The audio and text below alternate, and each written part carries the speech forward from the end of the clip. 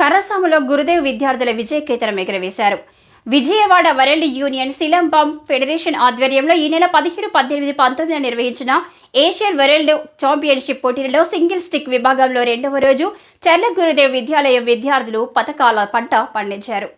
Single stick విభాగంలో CH Devi Bhavyasri, M Nityanandita, SK Tahira మొదటి స్థానంలో నిలిచి బంగారు పతకాలు సాధించారు.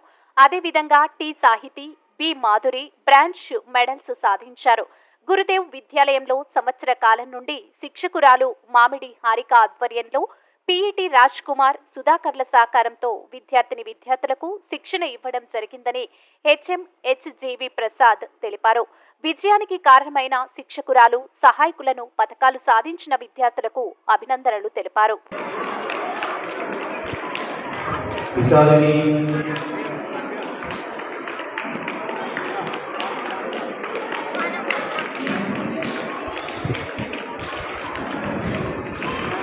Kapasiti